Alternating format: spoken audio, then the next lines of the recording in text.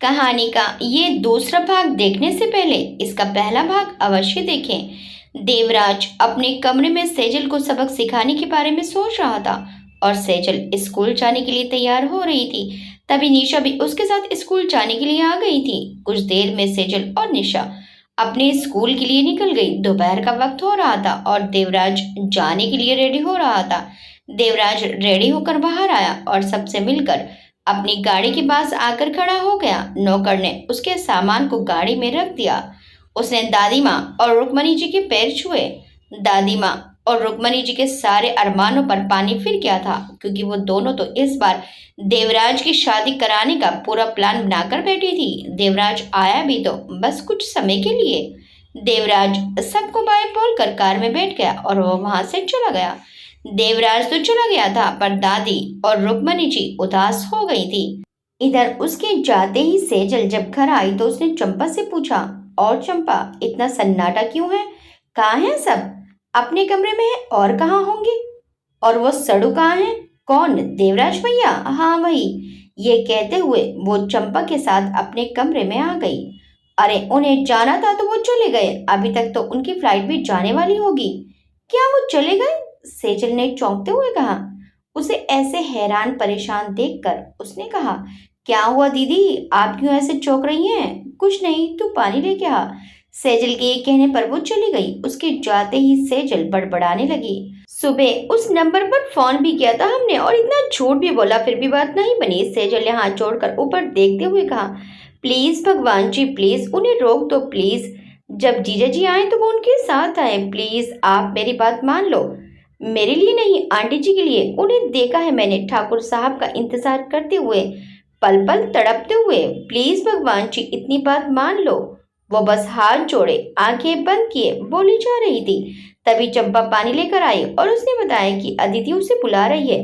सेजल ने पानी पिया और अदिति के पास चली गई। सेजल अदिति के पैरों की मालिश करके उसे दवा दे रही थी कि तभी अभय ने कमरे में आते हुए कहा, अरे आपने अभी तक अपनी दवाई नहीं ली है? अदिति ने दवा जल्दी से लेते हुए कहा, अरे ले लिया बस, और भैया चले गए ठीक से? ये बोलकर उसने दवा लेकर खा ली। अभय ने कोई फाइल लेते हुए कहा, नहीं, उसकी मीटिंग यहाँ ही हो गई है तो वो मीटिंग अटेंड करके आएगा और अब कुछ दिन यहीं रुकेगा। उसकी बात सुनते ही सेजल के चेहरे पर एकाएक मुस्कान आ गई। अदिति ने यह सुनते ही उससे कहा, क्या बोला आपने? सच में भैया वापस आ गए? वो यहाँ रहेंगे कुछ दिन? ये तो बहुत अच्छी बात है। कम से कम इस बार वो बड़े ठाकुर साहब से मिलके जाएं। क्या पता इस बार कोई करिश्मा हो जाए और बाप बेटे के बीच सब अच्छा हो जाए। ये तो तुम भूल जाओ, जब इतने सालों में आज तक कुछ नहीं बदला, अब क्या खाक बदलेगा? मैंने तो उम्मीद ही छोड़ दी है।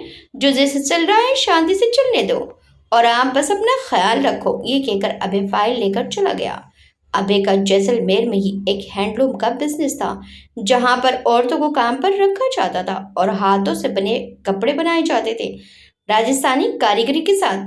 अभय के जाने के बाद सेजल ने अदिति से पूछना चाहा कि आखिर बड़े ठाकुर और देवराज के बीच ऐसा क्या हुआ था जो वो दोनों ऐसे हैं। पर ये अदिति के सोने का वक्त था, इसलिए उसने उसे आराम करने दिया और खुद अपने कमरे में चली गई। कुछ देर बाद देवराज आया तो वो भी अपने कमरे में चला गया। अभी तक देवराज और सेजल एक दूसरे को देख नहीं पाए थे। रात हो गई थी। देवराज अपने कमरे में काम कर रहा था। सेजल दादी माँ को खाना देकर वापस जा रही थी। तभी सामने से देवराज आ गया। सेजल एकदम से मुड़ी तो देवराज से टकरा गई। वो गिरने ही वाली थी कि देवराज ने उसे एक हाथ से पकड़कर थाम लिया और अपने कमरे में खींच लिया। देवराज ने उसे देखा। पहले तो वो सेजल को देखता ही रह गया। गोरा दूध जैसा रंग, गुलाबी कांपते होंठ, बड़ी बड़ी काजल लगी आंखें, बहुत खूबसूरत काले लंबे बाल। देवराज उसकी खूबसूरती में खो सा गया। फिर खुद को संभाल कर बोला, तो आप हैं मिस सेजल? बहुत शौक था आपको हमें यहाँ बुलाने का और रोकने का, और तो और रुकने पर मजबूर कर दिया आपने हमें यहाँ। आप जानती नहीं अभी कि हम है क्या चीज। हमसे उलझ कर आपने अच्छा नहीं किया। हमसे दूर रहना चाहिए था आपको, क्योंकि हमें हर कोई झेल नहीं सकता। अब आपने हमसे पंगा ले ही लिया है तो अब आपको हमसे कोई नहीं बचा सकता। तो अब तक बहुत सुकून से रह चुकी हैं आप। अब कल से सारा सुकून खत्म कर देंगे हम आपका। तो जाओ आज की रात सुकून से सो जाओ। ये कहकर देवराज ने सेजल को छोड़ दिया। सेजल एक झटके से अलग हो गई, पर सेजल की खुशबू, पायल और चूड़ियों की आवाज ने देवराज के दिल में हलचल मचा दी थी। यही हाल कुछ सेजल का भी था। उसने भी आखिर पहली बार देवराज सिंह ठाकुर को देखा था। सेजल ने अपने कदम पीछे किए तो उसकी पायल की आवाज एक बार फिर देवराज की धड़कन को बेचैन कर गई। उसे अजीब सी बेचैनी होने लगी। उसे समझ नहीं आ रहा था कि उसे इतनी बेचैनी क्यों हो रही है। वो सेजल को देखते हुए कुछ गुस्से में बोला, जाओ यहाँ से, मेरे कमरे से बाहर निकल जाओ अभी इसी वक्त। उसके ऐसे कहने पर वो डर गई और कमरे से भाग गई। उसके जाते ही देवराज ने अपने कमरे का दरवाजा बंद कर लिया। सेजल देवराज के कमरे से चली आई थी, पर उसके दिल में कुछ अजीब सा छोड़ गई थी। देवराज को आज पहली बार कुछ अजीब सा महसूस हुआ था, इसलिए उसे सेजल पर गुस्सा आ गया था, क्योंकि सेजल ने उसके दिल के तारों को छेड़ दिया था, जो आज तक कोई लड़की नहीं छेड़ पाई थी। देवराज ने खुद को आईने में देखते हुए कहा, तुमने बहुत गलत आदमी से पंगा ले लिया है, और मैं तुम्हें बताऊंगा कि आखिर देवराज सिंह ठाकुर है क्या चीज। इधर सेजल अपने कमरे में आई और दरवाजा बंद कर खुद से बोली, ये तो सच में राक्षस जैसे हैं। सही कहते हैं लोग इनके बारे में, पता नहीं क्या करने वाले हैं। हे भगवान, बचा लेना मुझे इस सड़ू दानव से। अगले दिन सुबह सेजल आरती कर सबको प्रसाद दे रही थी। जब वो सुनीता जी के पास पहुंची तो सुनीता जी ने उसे आंख दिखाकर इशारे में प्रसाद उसके हाथ से लेने को मना कर दिया और खुद अपने हाथ से लड्डू उठा के ले लिया। सेजल बाकी सबको प्रसाद दे थाल रखने लगी तो जोत में घी डाल रही चंपा से उसने पूछा, चंपा, ये छोटे ठाकुर साहब हैं कहाँ, दिखाई नहीं दे रहे हैं। चंपा ने जोत ठीक करते हुए उससे कहा, आपको नहीं पता दीदी, देवराज भैया और भगवान का जन्मों का बैर हो गया है। वो भगवान को नहीं मानते, इसलिए तो वो ना कभी किसी मंदिर में जाते हैं और ना कभी किसी पूजा में जाते हैं। ये सुनते ही सेजल उसकी तरफ देखकर बोली, पर ऐसा हुआ क्या है जो वो ऐसे हैं? ये बात कभी जानने की कोशिश मत करना। आप बस एक बात जान लो, आप खुद अपने आप को जितना उनसे दूर रखोगी उतना आपके लिए अच्छा होगा। वैसे भी आपने आते ही उनसे मुसीबत मोल ले ली है। अभी तक तो आपके साथ कुछ बहुत बुरा हो जाना चाहिए था, और पता नहीं कैसे देवराज भैया अभी तक शांत है। मुझे तो लगता है कि ये तूफान के आने से पहले ही वाली खामोशी है। बाप रे, न जाने क्या होने वाला है। ये बोल चंपा सेजल को डरा के अपना काम करने लगी। सेजल उसकी बात सुनकर कल रात की बात याद करने लगी जो देवराज ने उससे कहा था। सेजल मन ही मन घबरा रही थी। सेजल किचन में आ गई और सबके लिए नाश्ता बनाने लगी। चंपा और राज रानी मंदिर में फूलों की माला बना रही थी। सब नीचे हॉल में ही बैठे थे। तभी सुनीता जी के पास किसी का फोन आया। उन्होंने फोन पर थोड़ी देर बात की और कॉल कट गया। सुनीता जी ने सबकी तरफ देखकर कहा, आप सबको बताना था कि पंडित जी ने फिर से मुहूर्त निकाला है। अदिति की गोद भराई का फिर से कल का एक बार रखा था तो कुछ मनहूस लोगों की वजह से मुहूर्त खराब हो गया था, पर इस बार ऐसा नहीं होगा। ये सब कहते हुए उन्होंने सेजल की तरफ देखा। सेजल उनकी बात समझ गई थी। सुनीता जी की बात सिर्फ सेजल ही नहीं, इस वक्त वहां चेयर पर बैठी अदिति भी समझ गई थी। सुनीता जी की बात सुनकर दादी जी ने कहा, चलिए अच्छी बात है, फिर तो तैयारी भी करनी है और लोगों को कल के लिए न्योता भी देना है। ये कहते हुए उन्होंने नौकरों की तरफ देखा और उन्हें सब समझाने लगी। राज रानी को भी उन्होंने सब समझा दिया था। देवराज भी रेडी होकर नीचे आ गया था। उसने देखा सब काफी खुश थे और सेजल किचन में चाय बना रही थी। देवराज किचन में गया तो सेजल उस समय कप उठा रही थी। देवराज को देखकर उसके हाथ पांव फूल गए और सेजल के हाथ से 2 कप छूट गए। देवराज ने आगे बढ़कर दोनों कप जमीन पर गिरने से पहले ही पकड़ लिए। सेजल ने राहत की सांस ली, पर तभी ये क्या, देवराज ने अपने दोनों हाथ अपने सिर से भी ऊंचे किए और दोनों कप छोड़ दिए। सेजल का मुंह खुला का खुला रह गया।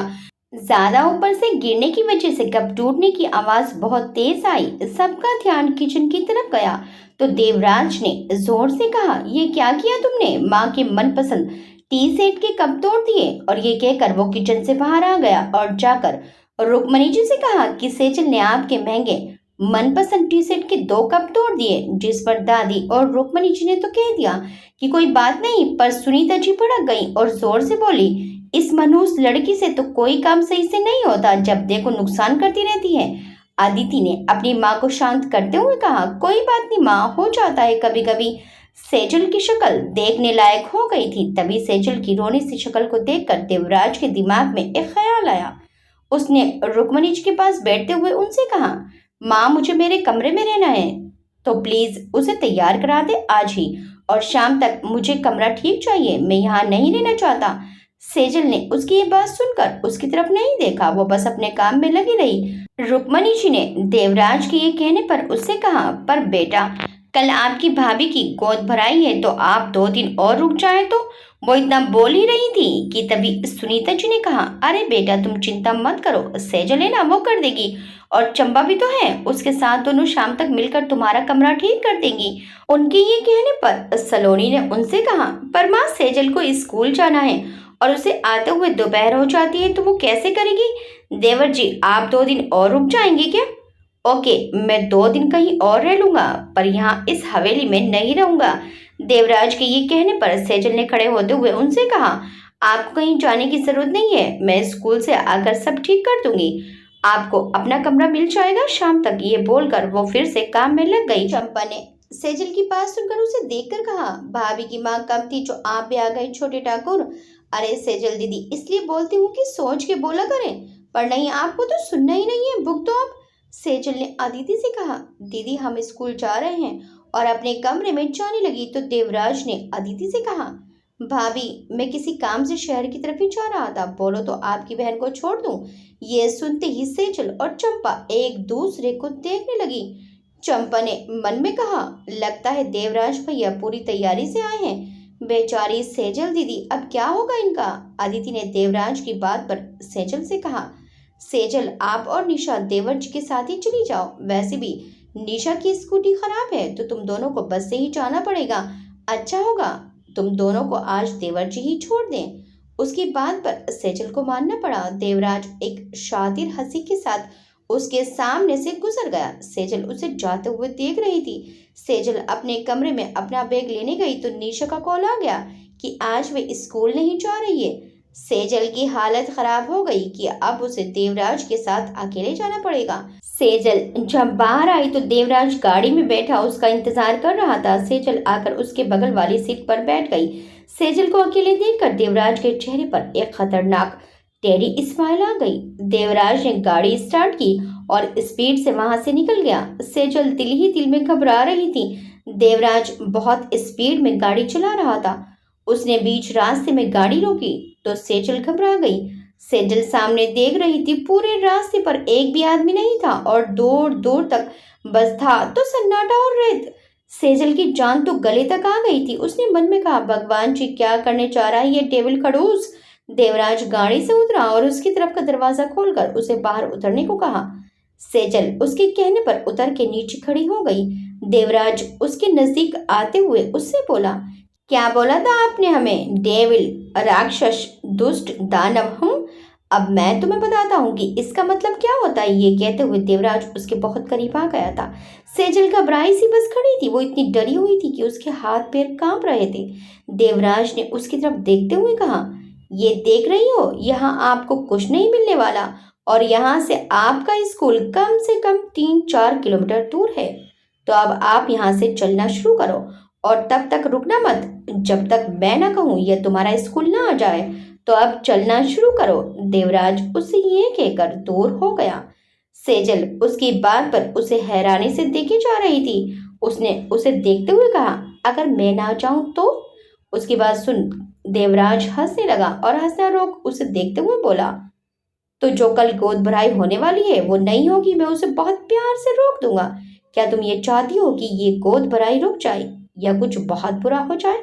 और हाँ, मेरे पास दिल नाम की कोई चीज़ नहीं है तो मैं कुछ भी महसूस नहीं करता, इसलिए बहुत आसानी से मैं कुछ भी कर सकता हूँ। तो जल्दी चलना शुरू करो या फिर कल के तमाशे का वेट करो। उसकी बात को सुनकर सेजल घबरा गई थी और कुछ सोचने लगी। कुछ सोचकर उसने अपने कदम रास्ते पर बढ़ा दिए।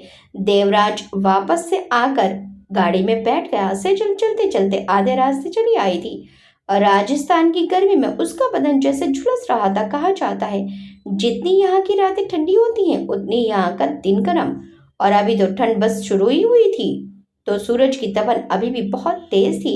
देवराज उसके पीछे गाड़ी लेकर आ रहा था और वो जलती गर्म सड़क पर चली जा रही थी।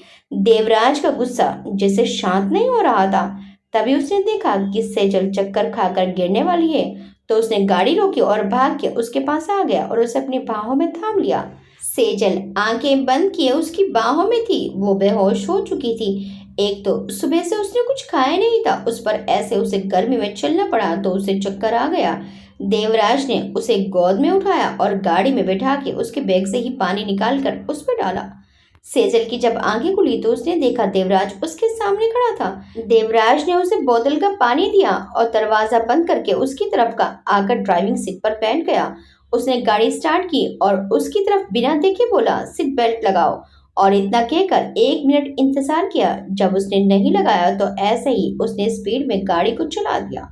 गाड़ी इतनी तेज जा रही थी कि सेजल की जान जाने को हो रही थी। उसने डर कर जल्दी से किसी तरह सीट बेल्ट लगाया। ठाकुर साहब धीरे चलाइए। आह! उसने सामने से आते हुए एक ट्रक को देखकर अपने मुंह पर हाथ रख दिया।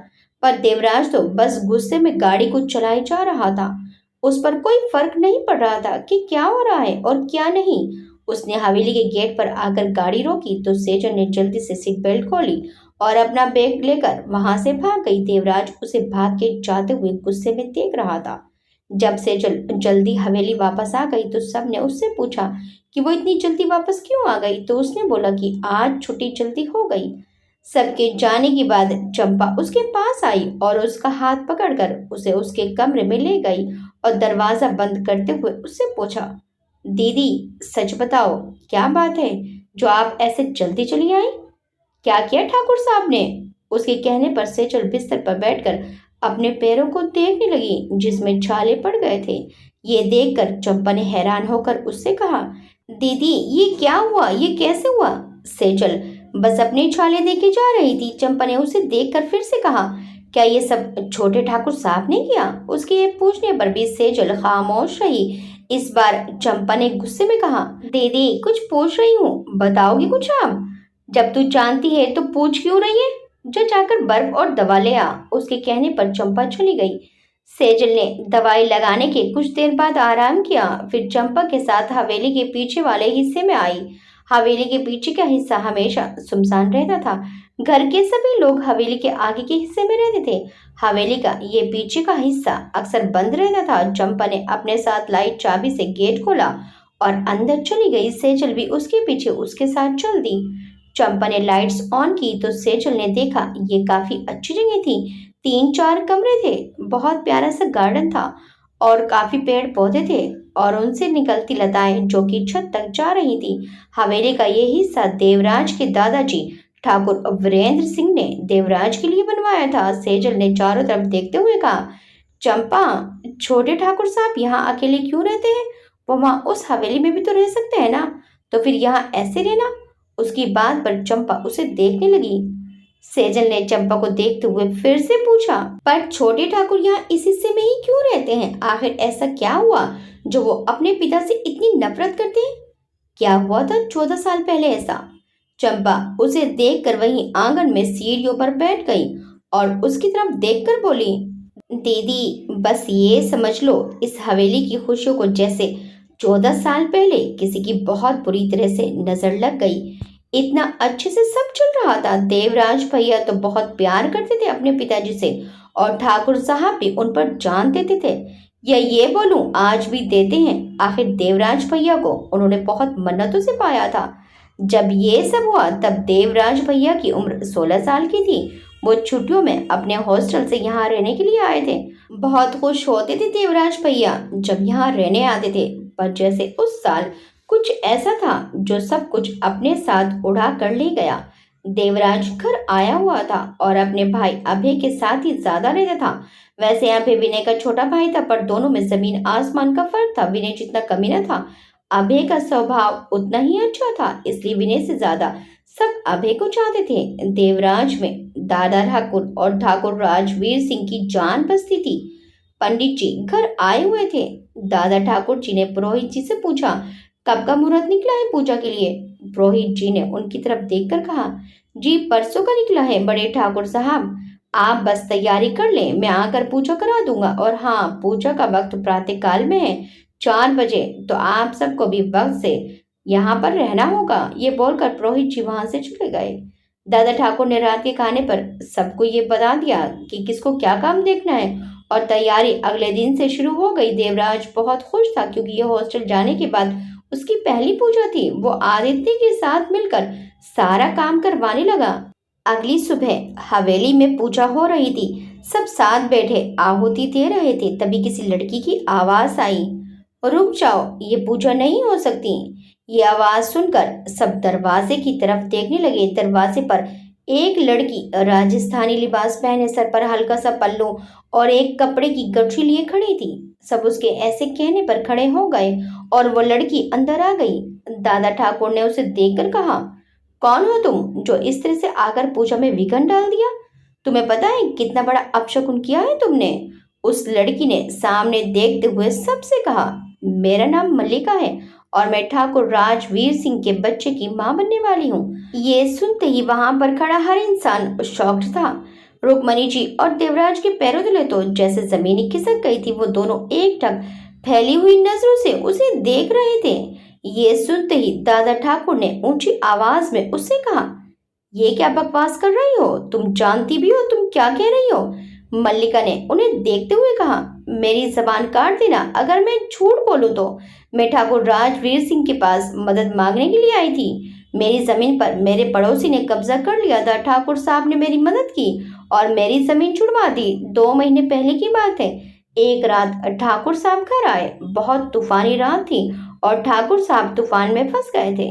मैंने अपने घर में ठाकुर साहब को रुकने की जगह दे दी क्योंकि मैं ठाकुर साहब को बहुत अच्छा इंसान समझती थी। पर उस रात मेरे घर पर कोई नहीं था और ठाकुर साहब ने वो किया जो उन्हें नहीं करना चाहिए था। अब मैं ठाकुर साहब के बच्चे की मां बनने वाली हूँ।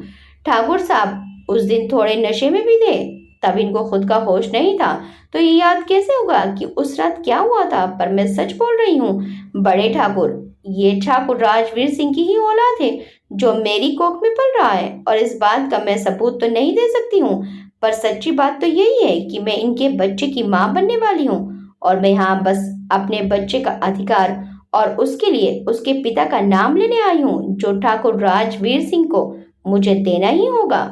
उसकी बात सुनकर रुक्मणी जी गिरने को ही उनकी हालत खराब हो गई थी। अभय और देवराज ने उन्हें पकड़ा और बेहोश हो चुकी रुक्मणी जी को उनके कमरे में लेकर चले गए।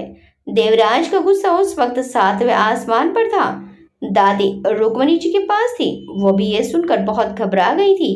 देवराज बाहर आ गया। उसने मल्लिका का गला पकड़ा और उससे बोला, जो तूने कहा है उसका कोई सबूत है तेरे पास तो लेकर आ और साबित कर कि मेरे बाबा ने तेरे साथ कुछ गलत किया है, वरना बहुत हो गया, अब निकल यहाँ से।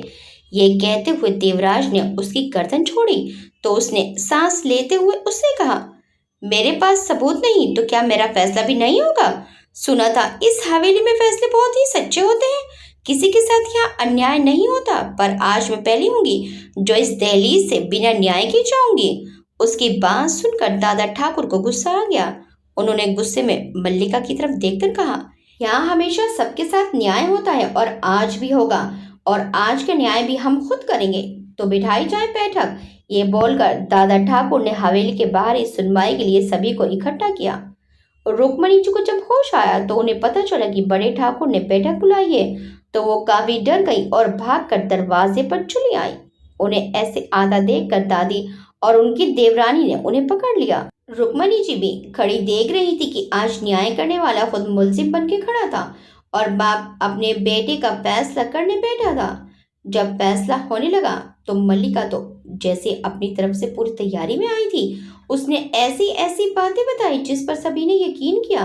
इधर ये सब सुनकर रुक्मणी जी और देवराज ठाकुर टूटते जा रहे थे। मल्लिका ने अपनी बात पूरी कह दी। जब सबने पूरी बात सुन ली तो सब दादा ठाकुर की तरफ देखकर फैसले का इंतजार करने लगे। दादा ठाकुर ने नम आंखों से पर उन आंखों में जैसे गुस्सा आग की तरह देख रहा था, सबको देखकर कहा, मल्लिका की हर बात ये साबित करती है कि ठाकुर राजवीर सिंह कसूरवार हैं और ये बच्चा इनका है, इसलिए वो इसे उसका नाम दें और इस लड़की के साथ रहें। ये कहकर दादा ठाकुर गुस्से में अंदर चले गए। दादा ठाकुर का यह फैसला सुनकर देवराज की आंखें भी गुस्से से देखने लगी। उसने नफरत भरी एक नजर अपने पिता पर डाली और वहां से चला गया। ठाकुर राजवीर सिंह आज अपने घर वालों की नजरों में ही झुक गए थे। वो तो अपनी नजरें रुक्मणी जी से भी नहीं मिला पा रहे थे और रुक्मणी जी वहीं दहलीज पर बेहोश सी बैठ गई थी। कुछ समय में ही देखते देखते सब बर्बाद हो चुका था। दादी भी ये सब देखकर बहुत परेशान थी, परंतु घर में बड़ी होने के कारण वो इस पूरे समय में मजबूत बनकर खड़ी थी और सबको संभाल रही थी, खास तौर पर रुक्मणी जी को, क्योंकि रुक्मणी जी की हालत बहुत खराब होने लगी थी। जब दादी ने देखा कि रुक्मणी जी की हालत बहुत ज्यादा खराब हो गई है तो उन्होंने जोर से कहा, रुक्मणी संभालो अपने आप को। रुक्मणी क्या हुआ आपको? ये सुनते ही देवराज अभय सब भाग के आए। देवराज उनके पास बैठते हुए बोला, माँ क्या हुआ आपको माँ? ठाकुर राजवीर सिंह जी जब रुक्मणी जी के पास आकर उनके करीब आकर बैठने लगे तो देवराज ने अपना एक हाथ उठाकर उनकी तरफ बिना देखे कहा, खबरदार, जो आपने अपने इन गंदे हाथों से मेरी माँ को छूना भी चाहा तो बहुत हो गया आपका ये दिखावा। अब यहाँ से चले जाएं, इससे पहले मेरी माँ को कुछ भी हो और मैं उस गुस्से में बोखला के कुछ कर बैठूं। चले जाएं आप यहाँ से, आज से ही आपका मुझसे कोई रिश्ता नहीं है, चले जाएं यहाँ से। उसके ऐसे कहने पर ठाकुर साहब ने अपने कदम वहीं रोक लिए। टूट तो वो भी चुके थे पर उनका टूटना किसी ने नहीं देखा।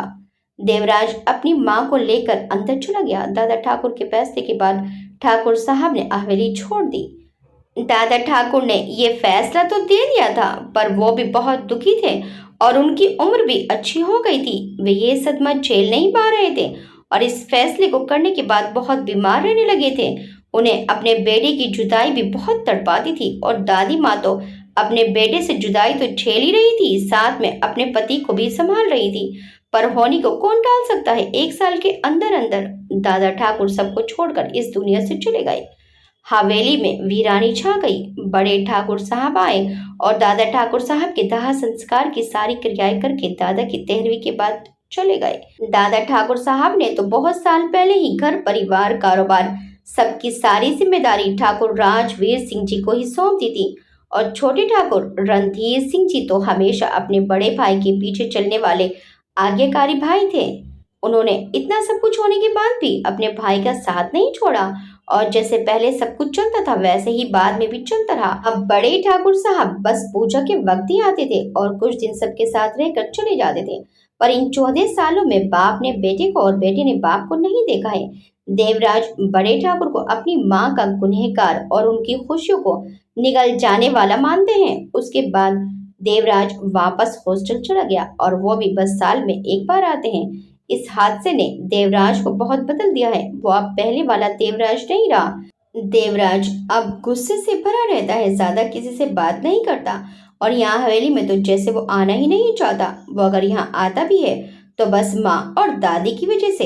एक दादी और माँ ही है जो देवराज को जो कहना ही कह देती है, वरना किसी और में इतनी हिम्मत नहीं जो देवराज को कुछ कह सके।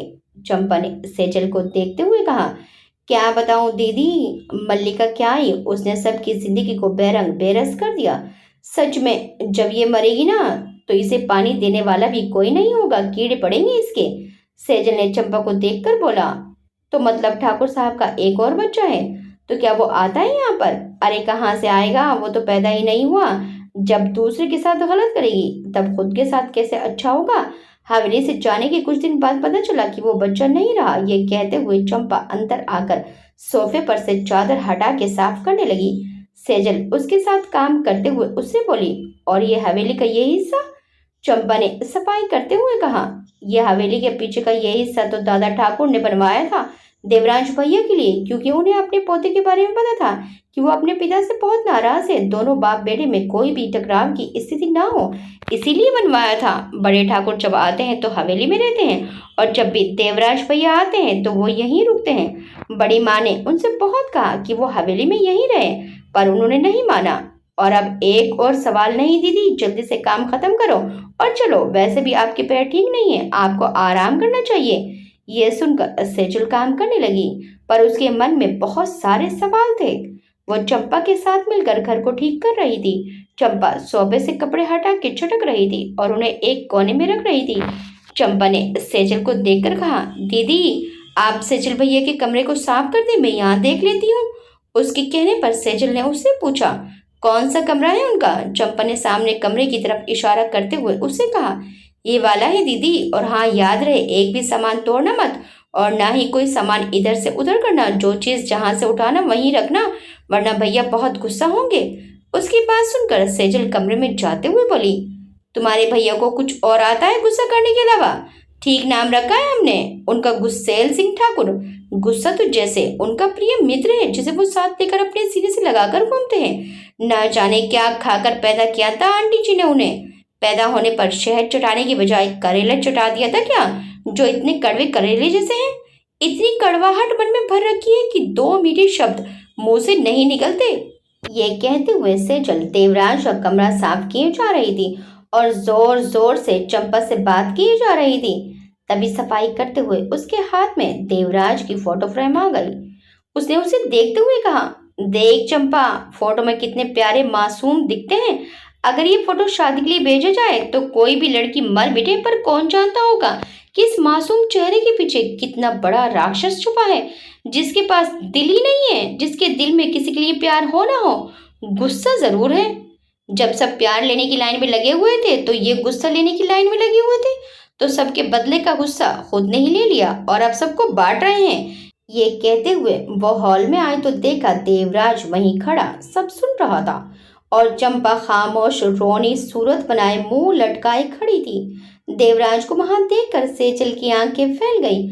उसने जल्दी से फोटो फ्रेम को अपने पीछे छुपा लिया। चंपा ने उसे देख अपने मन में कहा, अरे क्यों बार बार खुद अपने पैरों को कुल्हाड़ी पर मारती रहती हैं दीदी, कम से कम देखा तो करें कौन खड़ा है। अब पता नहीं भैया क्या करने वाले हैं।